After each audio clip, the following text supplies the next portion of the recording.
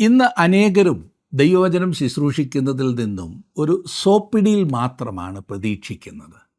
ഇലയ്ക്കും മുള്ളിനും കേടുവരാതെ അടുത്ത വർഷവും കൺവെൻഷൻ എന്നെ തന്നെ ക്ഷണിക്കണം എന്ന കണക്ക് കൂട്ടലുകളോടെയുള്ള പ്രസംഗങ്ങൾ, അനുഭവ സാക്ഷ്യങ്ങൾ. ഈ മനോഭാവം ഗുണത്തേക്കാളേറെ ദോഷം ചെയ്തുകൊണ്ടിരിക്കുന്നു എന്ന കാര്യം ശ്രദ്ധിക്കുന്നത് ഏറെ നല്ലതാണ്.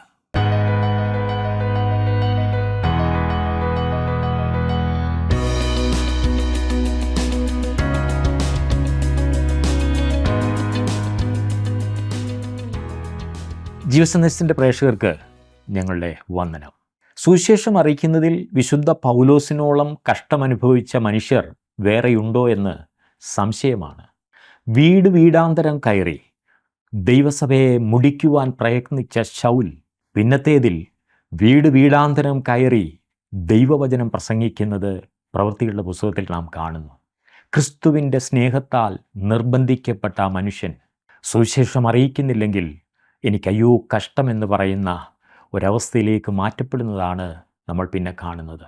1 തെസ്സലോനിക്കർ 2-ാം അധ്യായം 1 മുതൽ 7 വരെയുള്ള വാക്യങ്ങളിലേക്ക് ഇന്ന് നമ്മൾക്ക് തിരിയാം.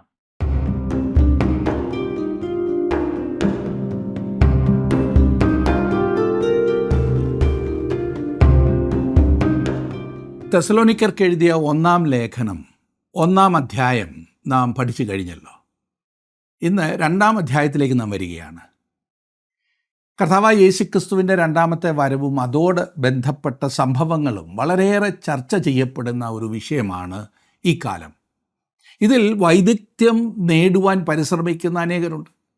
വിദഗ്ധരായി കഴിഞ്ഞു എന്ന് വീരവാദം മുഴക്കുന്നവരും കുറവല്ല. എന്നാൽ എന്താണ് ഈ യാഥാർത്ഥ്യം? ഇതിൽ ആരെയാകുന്നു വിശ്വസിക്കേണ്ടത്? എന്നോട് അനേകരും പറയാറുള്ള ഒരു കാര്യം വെളിപ്പാട് പുസ്തകം പഠിപ്പിക്കുക എന്നത്രേ. ഇതെല്ലാവർക്കും ജിജ്ഞാസ ഉളവാക്കുന്ന ഒരു വിഷയമാകുന്നു എന്നെനിക്കറിയാം. തൻ്റെ സഭയ്ക്കായി ക്രിസ്തു മധ്യാകാശത്തിൽ വരുന്നതിനെയാണ് ഞാൻ സഭയുടെ ഉൽപ്രാപണം എന്നതുകൊണ്ട് ഉദ്ദേശിക്കുന്നത്. ആ വാക്ക് ഓർത്തിരുന്നാലും, ഉൽപ്രാപണം തർക്കിക്കുവാനുള്ളൊരു ഉപദേശമല്ല ഈ കർത്താവിൻ്റെ പുനരാഗമനം. പിന്നെയോ ജീവിക്കുവാനുള്ളതാണ്.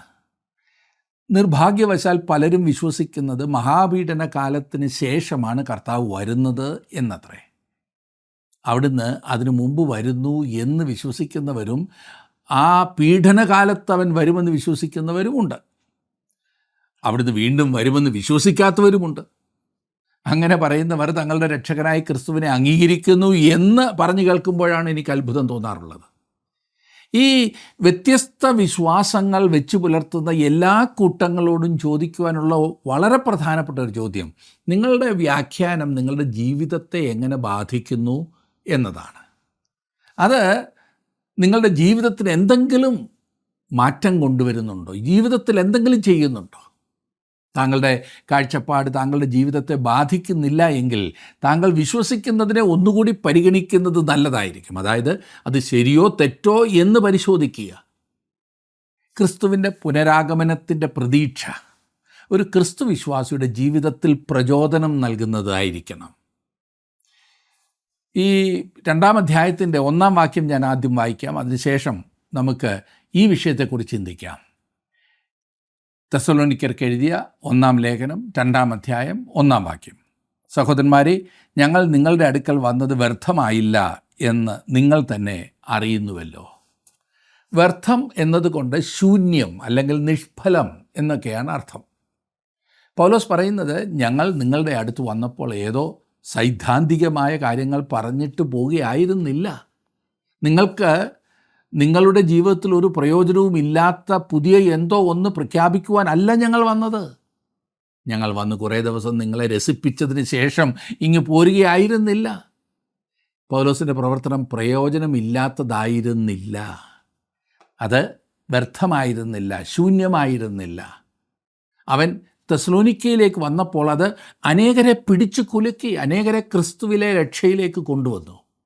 അതുമൂലം തെസ്സലോനിക്കയിൽ ഒരു സഭ സ്ഥാപിതമായി.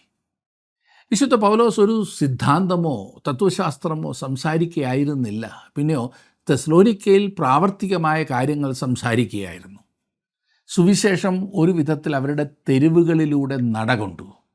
അവിടുത്തെ സ്ത്രീ പുരുഷന്മാരുടെ ഹൃദയങ്ങളിലും ഭവനങ്ങളിലും അത് പ്രവേശിച്ച് അത് അവിടെ ഫലം പുറപ്പെടുവിച്ചു.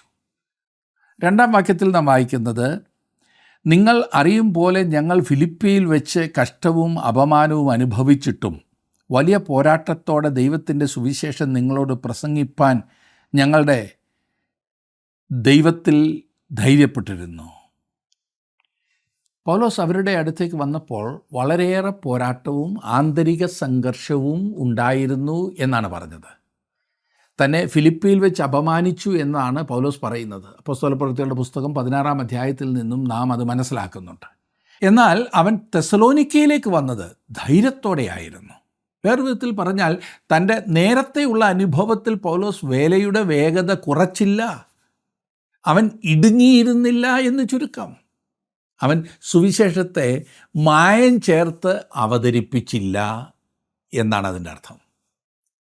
താൻ ഭയങ്കരമായ അനുഭവങ്ങളിലൂടെ പോയി കഴിഞ്ഞപ്പോൾ പൗലോസ് പറഞ്ഞില്ല, ഞാൻ ഇനിയും മുതൽ എൻ്റെ സമീപനത്തിൽ ഒരു വ്യതിയാനം വരുത്തുവാൻ പോകുകയാണ്, ഞാൻ സുവിശേഷത്തെ അല്പം കുറച്ച് പറഞ്ഞിട്ട് ആളുകൾക്ക് രസിക്കുന്ന ചില വിദ്യകൾ കൂടി കാണിക്കുവാൻ പോകുകയാണ് എന്ന് പൗലോസ് പറഞ്ഞില്ല.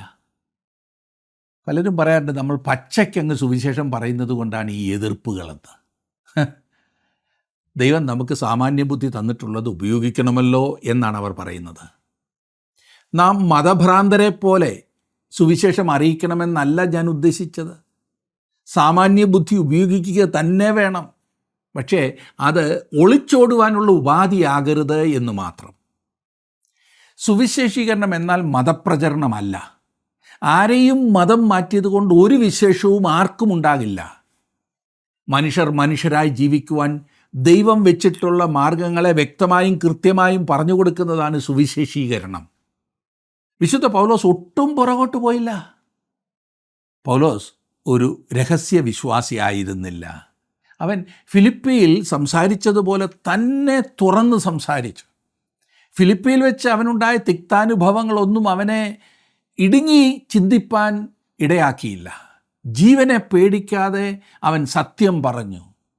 ഇതുപോലൊരു സാഹചര്യത്തിൽ പൗലോസിന് തന്നെ ന്യായീകരിക്കാമായിരുന്നു വേണമെങ്കിൽ. ഇന്ന് പലരുടെയും നയം ഇതത്രേ. ഇതുകൊണ്ട് പ്രശസ്തി എന്ന ജഡീകത്വമാണ് പരോക്ഷമായി പലരും ആഗ്രഹിക്കുന്നത് എന്നത് എത്ര വ്യക്തമാണ്. പൗലോസിന് ഇതുപോലൊരു സാഹചര്യത്തിൽ അങ്ങനെ ചിന്തിച്ചാൽ ആരും അതിനെ കുറ്റം പറഞ്ഞെന്ന് വരില്ല. എന്നെ ശ്രദ്ധിക്കുന്ന പ്രിയ സ്നേഹിതരെ, നാം നമ്മുടെ ജീവിതത്തിൽ എങ്ങനെയാണ് ദൈവത്തിൻ്റെ വചനം അറിയിക്കുവാൻ താല്പര്യപ്പെടുന്നത്? സ്നേഹിതരെ നേടുവാനും ആളുകളെ സ്വാധീനിക്കുവാനും സാധിച്ചാൽ അതാണ് നല്ലതെന്ന് പൗലോസിന് തീരുമാനിക്കാമായിരുന്നു. കൂടുതൽ വിദ്യകൾ ഉപയോഗിച്ച് കൂടുതൽ വിറ്റഴിയുന്നത് പൗലോസിൻ്റെ മാർഗമല്ലായിരുന്നു. അവൻ ധൈര്യത്തോടെ സുവിശേഷം പ്രസംഗിച്ചു. ആരെങ്കിലുമൊക്കെ തൻ്റെ പിൻപിലുണ്ട് എന്നുള്ള ധൈര്യമല്ല, പിന്നെയോ തന്നെ അയച്ച ദൈവത്തിലുള്ള ആശ്രയം, ആ ധൈര്യം.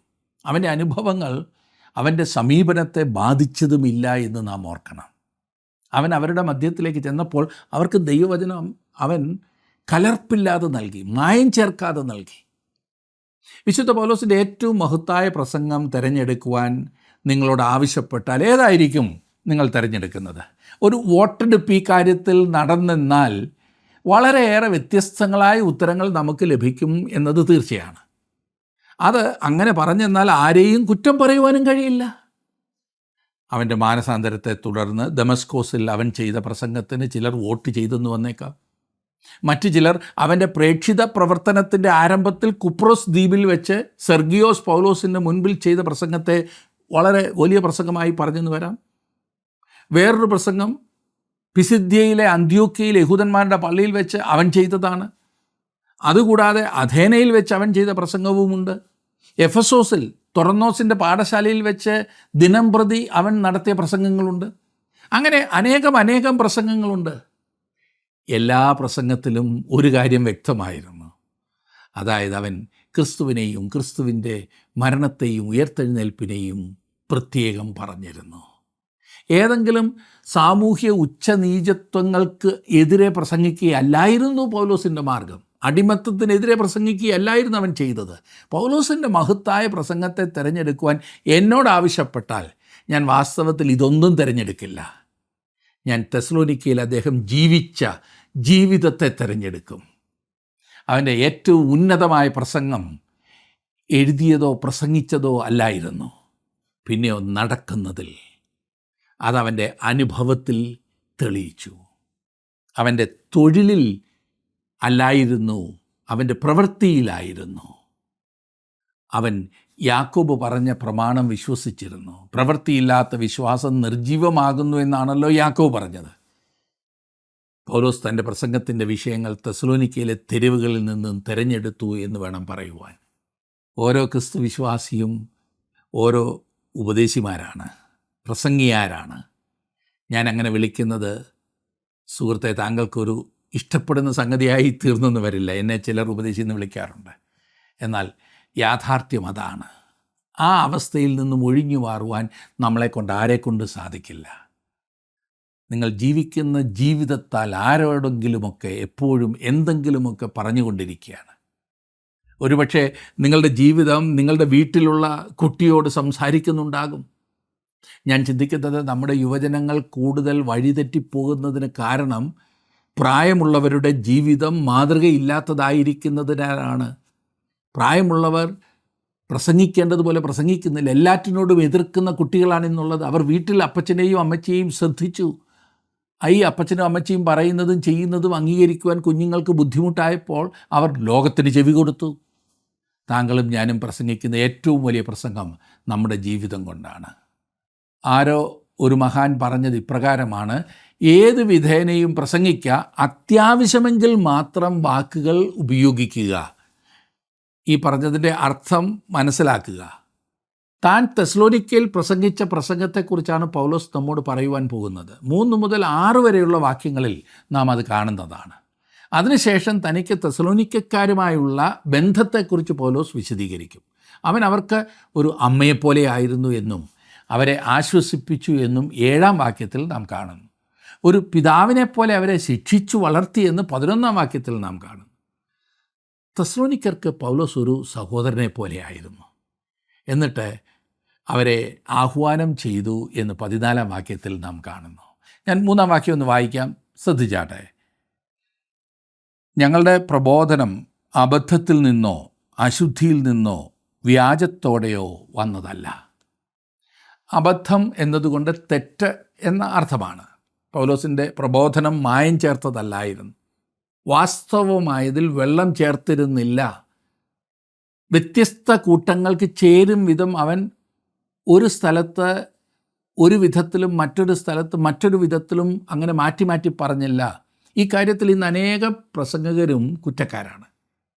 ഞാനൊരു പ്രത്യേക സ്ഥലത്ത് ചെന്നപ്പോൾ അവിടുത്തെ ചില വിശ്വാസികൾ എന്നോട് പറഞ്ഞു, ഇന്ന് കർത്താവ് എല്ലാവർക്കും തൻ്റെ ആത്മാവിനെ അങ്ങ് നൽകിയിരിക്കുകയാണ്. ഇന്നാര് ഇവിടെ വന്ന് പ്രസംഗിച്ചു. എന്തൊരു നല്ല പ്രസംഗം, നല്ല വേർപാടിൻ്റെ ഉപദേശം തന്നെയാണ് അദ്ദേഹം പറഞ്ഞത്. അവരുടെ സഭയിൽ കാണുന്നതൊക്കെ തെറ്റാണെന്ന് ഒരു സങ്കോചവുമില്ലാതെ തട്ടിവിട്ടു. ഇങ്ങനെയുള്ളവരെയാണ് ഇന്ന് നമുക്ക് ആവശ്യം. ഞാൻ ഈ പറഞ്ഞവരോട് ചോദിച്ചു, അദ്ദേഹം അവരുടെ സഭയിലും ഇങ്ങനെ തന്നെ പ്രസംഗിക്കുമോ? അതിന് എനിക്ക് ലഭിച്ച മറുപടി, അതെങ്ങനെയാ? അങ്ങനെ അങ്ങ് പറഞ്ഞാൽ പിന്നെ അവർ അവിടെ നിർത്തുമോ? അപ്പോൾ നിങ്ങൾ ചെയ്യുന്നത് ശരിയെന്ന് നിങ്ങളുടെ ഇടയിലും അവർ ചെയ്യുന്നത് തെറ്റല്ല എന്ന് അവരുടെ ഇടയിലും പറയുന്നതാണോ സത്യം? ഇതിൻ്റെ വിവിധ വശങ്ങളുണ്ട് എന്ന കാര്യം ഞാൻ വിസ്മരിക്കുന്നില്ല. എന്നാൽ അടിസ്ഥാന സത്യങ്ങളിൽ ഓരോരുത്തരിടത്ത് വിപരീതോപദേശം പ്രസംഗിക്കുന്നവർ വ്യാജമല്ലേ കാണിക്കുന്നത്? അപ്പോസ്തലനായ പൗലോസിനെ സംബന്ധിച്ചിടത്തോളം ഇത് വാസ്തവമായിരുന്നില്ല. അവൻ്റെ പ്രബോധനം അബദ്ധമല്ലായിരുന്നു, വഞ്ചനയല്ലായിരുന്നു, അഭിനയമല്ലായിരുന്നു.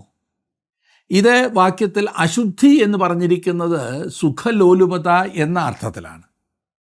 വ്യർത്ഥം, അശുദ്ധി എന്നൊക്കെ ഇവിടെ പറഞ്ഞില്ല. പൗലോസ് ഏതെങ്കിലും വിധത്തിലുള്ള അത്യാഗ്രഹത്താൽ പ്രചോദിതനായിട്ടല്ല പ്രസംഗിച്ചിരുന്നത്. വളരെ ശ്രദ്ധിക്കേണ്ട ഒരു വിഷയം. തെസ്സലോനിക്കയിൽ അവർ എടുക്കുന്ന സ്തോത്രകാഴ്ചയ്ക്കോ അവിടെ തനിക്ക് ലഭിക്കാവുന്ന പ്രശസ്തിക്കോ അല്ല പൗലോസ് അവിടെ വന്നത്.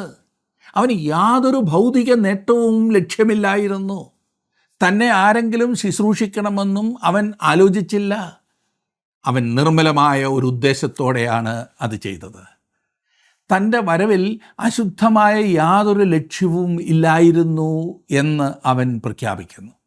ഇത് എത്ര വലിയ ഒരു പ്രചോദനമാണ് നമുക്ക് നൽകുന്നത്. ഇന്ന് അനേകരും ഭൗതിക നേട്ടങ്ങൾ മുൻപിൽ കണ്ടുകൊണ്ടാണ് സുവിശേഷ വേല ചെയ്യുന്നത് എന്ന് വളരെ ദുഃഖത്തോടെ പറയട്ടെ. ലജ്ജാകരമായ സംഗതിയാണത്. അതുമാത്രമല്ല, തൻ്റെ പ്രബോധനം വ്യാജത്തോടെ വന്നതല്ല എന്ന് പൗലോസ് പറയുന്നു. അവൻ തെറ്റായ മാർഗങ്ങൾ അവരുടെ അടുത്ത് ഉപയോഗിച്ചില്ല. തൻ്റെ പഴയ സ്വഭാവത്തിൻ്റെ താല്പര്യങ്ങളും മുൻവിധികളും ഉൾക്കൊള്ളുവാൻ വേണ്ടി പൗലോസ് തൻ്റെ നിലവാരം താഴ്ത്തിക്കൊണ്ടുവന്നില്ല. പാപജഡത്തോട് പൗലോസ് ഒരപേക്ഷ കഴിച്ചതുമില്ല. തൻ്റെ ഇടപെടലുകൾ എല്ലാം ഏറ്റവും ഉന്നതമായിരുന്നു എന്നാണ് നാം വായിക്കുന്നത്.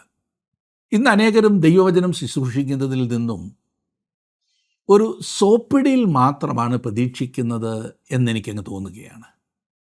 ഇലയ്ക്കും മുള്ളിനും കേടുവരാതെ ഇനിയും വരുന്ന കൺവെൻഷനും ഇനിയും വരുന്ന ഉപവാസ പ്രാർത്ഥനയ്ക്കും എന്നെ തന്നെ വിളിക്കണമെന്നുള്ള കണക്ക് കൂട്ടലിൽ ഉള്ള ഒരു ശുശ്രൂഷ. എന്നാൽ വിശുദ്ധ പൗലോസ് ഈ കാര്യത്തിൽ എങ്ങനെയാണ് ശുശ്രൂഷിച്ചിരുന്നത് എന്ന് നാം കണ്ടുകൊണ്ടിരിക്കുകയായിരുന്നുവല്ലോ. തനിക്ക് ആത്യന്തികമായി മറ്റ് ലക്ഷ്യങ്ങളൊന്നുമില്ലായിരുന്നു എന്ന് പൗലോസ് ധൈര്യത്തോടെ പറയുന്നു. അതുകൊണ്ട് തന്നെ മനുഷ്യരെ പ്രസാദിപ്പിക്കുവാൻ ശ്രമിച്ചില്ല എന്ന് പൗലോസ് പറയുന്നു. ആവശ്യമില്ലാത്ത കാര്യങ്ങൾ പറഞ്ഞ് മനുഷ്യരെ മുഷിപ്പിച്ചു എന്നല്ല, ആവശ്യമുള്ള കാര്യങ്ങൾ പ്രാഗൽഭ്യത്തോടെ പറഞ്ഞു എന്നത്രേ ഈ കാര്യത്തിൽ നാം മനസ്സിലാക്കുന്നത്.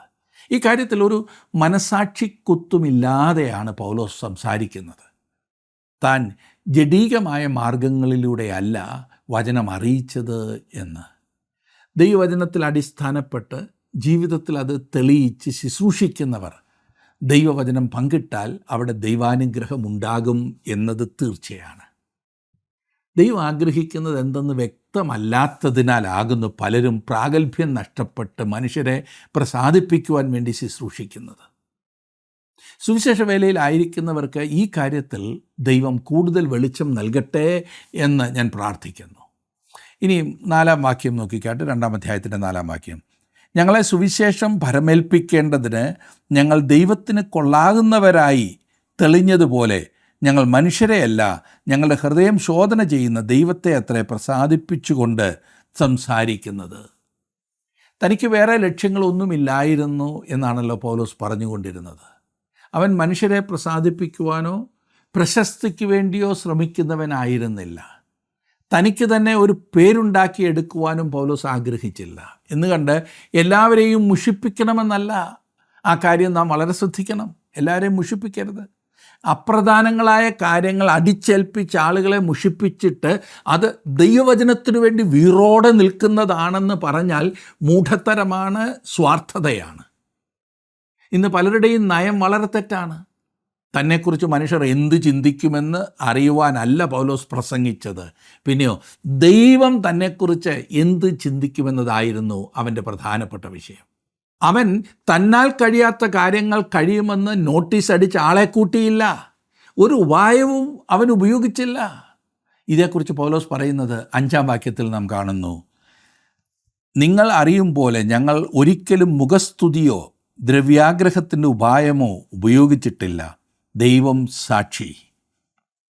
പൗലോസ് വളരെ തുറന്ന് സംസാരിക്കുകയാണ്. അവൻ പറയുന്നത് താൻ അവരുടെ മധ്യത്തിൽ വന്നത് അവിടെ ആരെയും പുകഴ്ത്തി പറയുവാനല്ല എന്നത്രേ. അവരുടെ ഇടയിലെ ധനികരായവരെ അവൻ ഒരിക്കലും ഉയർത്തി പറഞ്ഞില്ല. അവരോട് വിരോധമൊന്നുമില്ല. അവൻ ആരോടും ആ വിധത്തിൽ ഒരു പ്രത്യേകതയും ഉണ്ടായിരുന്നില്ല എന്ന് ചുരുക്കം. ആർക്കും സോപ്പിടുവാൻ അവൻ ശ്രമിച്ചില്ല. വേറെ ലക്ഷ്യങ്ങളൊന്നുമില്ലല്ലോ. പിന്നെന്തിനാണ് ഈ ആവശ്യമില്ലാത്ത കാര്യങ്ങൾക്കൊക്കെ പോകുന്നത്? മുഖസ്തുതി നമ്മെ നിരായുധീകരിക്കും എന്ന് മറക്കരുത്. മുഖസ്തുതി എന്താണ് പറയേണ്ടതെന്ന് നാം വാസ്തവത്തിൽ അറിയില്ല. മുഖസ്തുതി പറയുന്നവരോട് എന്താണ് പറയേണ്ടതെന്ന് അറിയില്ല. അതുപോലുള്ള അനുഭവം താങ്കൾക്കുണ്ടായിട്ടുണ്ടോ? ആളുകൾ എന്നെ വിമർശിക്കുമ്പോൾ എന്താണ് മറുപടി പറയേണ്ടതെന്ന് എനിക്കറിയാം. എന്നാൽ ആരെങ്കിലും എന്നെ പുകഴ്ത്തി പറയുമ്പോൾ എന്താണ് പറയേണ്ടതെന്ന് എനിക്കറിയില്ല. താങ്കൾക്ക് അപ്രകാരത്തിലുള്ള അനുഭവം ഉണ്ടായിട്ടുണ്ടെന്നുള്ളത് തീർച്ചയാണ്. അതുകൊണ്ട് തന്നെ വിമർശനത്തെക്കാൾ ക്രൂരമാണ് ഈ മുഖസ്തുതി എന്നുള്ളത്. ക്രൂരമാണ്. ഉള്ളതുപോലെ പറഞ്ഞാൽ അത് മുഖസ്തുതിയല്ല കേട്ടോ. മറ്റുള്ളവരിൽ നിന്നും മുഖസ്തുതി ആഗ്രഹിക്കുന്നത് ബാലിശമാണ്, വിഡ്ഢിത്തരമാണ്. പലപ്പോഴും കേട്ടിട്ടില്ലേ ചില ആളുകളെ ഒന്ന് പൊക്കിയാൽ മതി എന്തും സാധിക്കും എന്ന് പറയുന്നത്. മുഖസ്തുതിക്ക് ആഗ്രഹിക്കുന്നത് ബലഹീനതയാണ്. മുഖസ്തുതി പറയുന്നത് കപടമാണ്. മനുഷ്യരെ ഉള്ളതുപോലെ കണ്ട് അവരോട് പറഞ്ഞാൽ എല്ലാവർക്കും ഇഷ്ടമാണ്. മുഖസ്തുതി ഒരു വ്യക്തിയെ നിരായുധീകരിക്കുമെന്ന് ഞാൻ പറഞ്ഞല്ലോ. അതുകൊണ്ട് തന്നെ ചില സമയങ്ങളിൽ നമ്മുടെ ശത്രുക്കളെക്കാൾ അപകടകാരികൾ നമ്മുടെ മിത്രങ്ങളാണ്. അത് നിങ്ങൾക്കറിയാമോ? അത് തിരിച്ചറിയുവാനുള്ള പക്വത നമുക്കുണ്ടാകണം. പൗലോസ് ഒരിക്കലും മുഖസ്തുതി ഉപയോഗിച്ചില്ല. മുഖസ്തുതി ഉപയോഗിച്ചില്ല എങ്കിൽ സുവിശേഷ വേലയ്ക്ക് എന്തെങ്കിലും കൊടുക്കാത്ത അച്ചായന്മാർ നമ്മുടെ നാട്ടിൽ വളരെയുണ്ട്. ഞങ്ങൾ എവിടെങ്കിലുമൊക്കെ ഒരു പ്രോഗ്രാം നടത്തുവാൻ ആലോചിക്കുമ്പോൾ സാധാരണ കേൾക്കാറുള്ള ഒരു വാചകമാണ്, നമ്മുടെ ഇന്നിടത്തെ അച്ചായനെ ഒന്ന് കണ്ട് ആളെ ഒന്ന് പൊക്കിയാൽ മതി, പ്രോഗ്രാം പിന്നെ വൻ വിജയമായിരിക്കുമെന്ന്. അങ്ങനെ എവിടെയെങ്കിലും അതിന് ഞങ്ങൾ വഴങ്ങിയിട്ടുണ്ടെങ്കിൽ ഞാൻ പറയാം, അവിടെ നടത്തിയ പ്രോഗ്രാം വൻ പരാജയമായിട്ടുണ്ട്. കാരണം വേണ്ടതിനും വേണ്ടാത്തതിനും എല്ലാം ഈ പുള്ളി കൈയിട്ട് വരും. ദൈവനാമം മഹത്വപ്പെടുവാനല്ല അയാൾ ചിന്തിക്കുന്നത്. ഈ വലിയ സത്യം ഇന്നും ഗ്രഹിച്ചിട്ടില്ലാത്ത അനേകർ ശുശ്രൂഷയെ തകർക്കുന്നത് ഹൃദയഭേദകമാകുന്നു. തങ്ങളുടെ സംഭാവന തരുന്നതിന് മുമ്പ് മുഖസ്തുതി ആഗ്രഹിക്കുന്ന ആളുകളാൽ ക്രിസ്തീയ സഭകൾ ഇന്നും മുടന്തിയിരിക്കുകയാണ്. നമ്മുടെ മീറ്റിങ്ങുകളിലെ സ്വാഗതവും നന്ദി പ്രകടനങ്ങളുമൊക്കെ ഈ മുഖസ്തുതിക്കാരുടെ ഘോഷയാത്ര മാത്രമല്ലേ? പൗലോസ് വീണ്ടും പറയുന്നത് താൻ ദ്രവ്യാഗ്രഹത്തിൻ്റെ ഉപായവും ഉപയോഗിച്ചിട്ടില്ല എന്നത്രേ. താൻ ദ്രവ്യാഗ്രഹത്തിൻ്റെ ഉപായവും പ്രയോഗിച്ചിട്ടില്ല. ശുശ്രൂഷയുടെ പാപം പണമാകുന്നു എന്ന് ഞാൻ വാസ്തവത്തിൽ കരുതുന്നില്ല. അത് പലരും ഉപയോഗിക്കുന്ന വിധത്തിൽ പാപമുണ്ട് എന്നെനിക്കറിയാം. ശുശ്രൂഷയിലായിരിക്കുന്ന എനിക്കറിയാവുന്ന പലരുടെയും വലിയ പരീക്ഷ പണമാകുന്നെന്ന് പറയുക പ്രയാസമാണ്. ഇവിടെ ദ്രവ്യാഗ്രഹം എന്ന് പറഞ്ഞിരിക്കുന്നത് അത്യാഗ്രഹം എന്ന് വായിക്കുന്നതാണ് കുറേ കൂടെ ശരി. വളരെയധികം ഉപായങ്ങൾ ഒത്തുചേർന്നതാണ് ഈ അത്യാഗ്രഹം. സ്ഥാനത്തിനും മാനത്തിനും പ്രശസ്തിക്കുമൊക്കെ വേണ്ടി ശുശ്രൂഷയെ വളച്ചൊടിക്കുന്ന അനേകരുണ്ട്. ഏതെങ്കിലും വിധത്തിലുള്ള അത്യാഗ്രഹമുണ്ടോ എന്ന് നാം നമ്മുടെ ഹൃദയത്തിൽ പരിശോധിക്കേണ്ടതുണ്ട്. അത്യാഗ്രഹം, എല്ലാവരും ദ്രവ്യാഗ്രഹികളല്ല. ഒരു ക്രിസ്തീയ നേതാവിനെ എനിക്കറിയാം, പ്രശസ്തിക്ക് വേണ്ടി എത്ര പണവും ചെലവഴിക്കുവാൻ അദ്ദേഹം തയ്യാറാണ്. അവിടെ പ്രശ്നം പണമല്ല, വ്യക്തമാണല്ലോ അല്ലേ?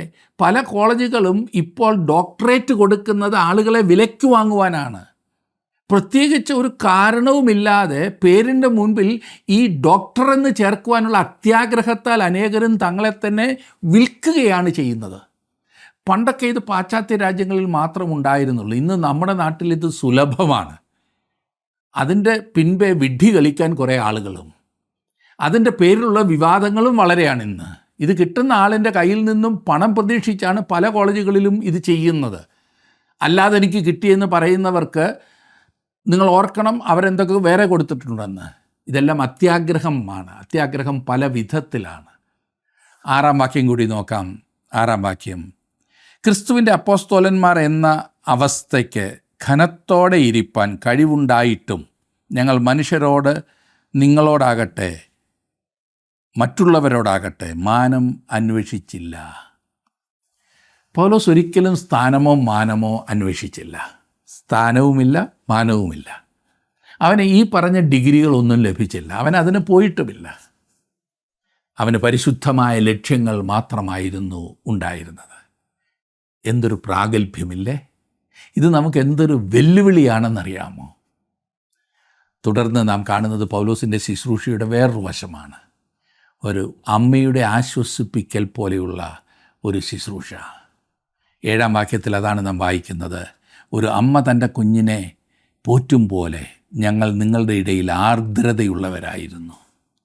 ഇവിടെ പോറ്റുക എന്ന് പറഞ്ഞിരിക്കുന്നത് മുല കൊടുക്കുന്ന ഒരമ്മയെ സൂചിപ്പിക്കുന്നതാണ്. തെസലോനിക്കയിലുള്ളവരോട് തനിക്കുള്ള ബന്ധത്തെ വെളിപ്പെടുത്തുന്ന ഒരു പ്രത്യേകതയാണിത്. പൗലോസിൻ്റെ സൗമ്യത ഇവിടെ ശ്രദ്ധിച്ചാലും ഒരമ്മ എത്ര കരുതലോടെയാണ് തൻ്റെ കുഞ്ഞിനെ മുലയൂട്ടുന്നത്. തെസ്സലോനിക്കയിലെ സഭയോട് താൻ എത്രമാത്രം ആർദ്രതയോടെ ഇടപെട്ടു എന്ന് ഇത് വ്യക്തമാക്കുന്നു. കർത്താവായ യേശു ക്രിസ്തു യെരുശലേമിനെ നോക്കി പറഞ്ഞത് ഓർക്കുന്നില്ലേ? മത്തായി എഴുതിയ സുവിശേഷം 23-ാം അധ്യായത്തിന് 37-ാം വാക്യം, യെരുശലേമേ യെരുശലേമേ, പ്രവാചകന്മാരെ കൊല്ലുകയും നിൻ്റെ അടുക്കൽ അയച്ചിരിക്കുന്നവരെ കല്ലെറിയുകയും ചെയ്യുന്നവളെ, കോഴി തൻ്റെ കുഞ്ഞുങ്ങളെ ചിറകിൻ കീഴിൽ ചേർക്കും പോലെ നിൻ്റെ മക്കളെ ചേർത്ത് കൊള്ളുവാൻ എനിക്ക് എത്ര വട്ടം മനസ്സായിരുന്നു, നിങ്ങൾക്കോ മനസ്സായില്ല. യേശു കർത്താവ് തന്നെ തിരുവചനത്തിൽ അനേകം വിധങ്ങളിൽ വ്യക്തമാക്കുന്നുണ്ട്. ആടുകൾക്ക് വേണ്ടി തൻ്റെ ജീവനെ നൽകുന്ന നല്ല ഇടയനായ യേശു തന്നെ ചിത്രീകരിക്കുന്നുണ്ട്. അവൻ തൻ്റെ ആടുകളെ സംരക്ഷിക്കുന്നു. ഒരു ദിവസം അവൻ അവയെ എല്ലാം തന്നോടൊപ്പം സുരക്ഷിതമായിരിക്കുന്ന ഒരു സ്ഥാനത്തേക്ക് കൂട്ടിക്കൊണ്ടുപോകും. അതിനു പുറമെ കർത്താവ് ഒരു തള്ളക്കോഴിയുടെ ചിത്രം കൊണ്ടുവരുന്നു, തൻ്റെ കുഞ്ഞുങ്ങളെ സംരക്ഷിക്കുന്ന കോഴി.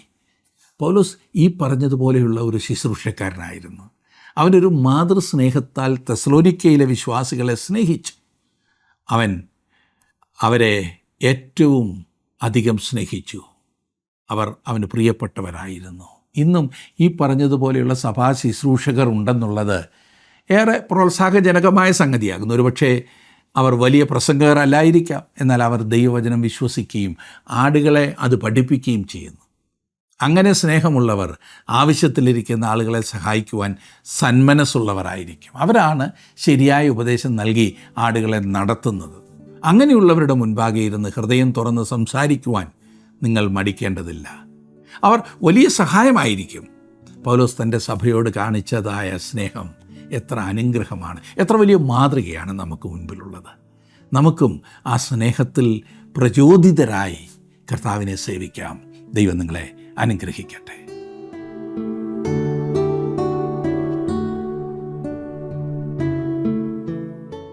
പ്രാഥമികമായി ഒരു ദൈവിക ശുശ്രൂഷക്കാരൻ ദൈവത്തിന് പ്രസാദകരമായ രീതിയിലായിരിക്കണം തൻ്റെ ശുശ്രൂഷ നിർവഹിക്കുവാൻ. ദൈവത്തെ പ്രസാദിപ്പിക്കുന്നവർ മനുഷ്യർക്കും കൊള്ളാകുന്നവനായിരിക്കും എന്നതിന് സംശയമില്ല. എല്ലായ്പ്പോഴും പിതാവിനെ പ്രസാദിപ്പിക്കുവാൻ ശ്രദ്ധിച്ചിരുന്ന ക്രിസ്തുവാകുന്നു നമ്മുടെ മാതൃകാ പുരുഷൻ. ദൈവം നമ്മളെ സഹായിക്കട്ടെ.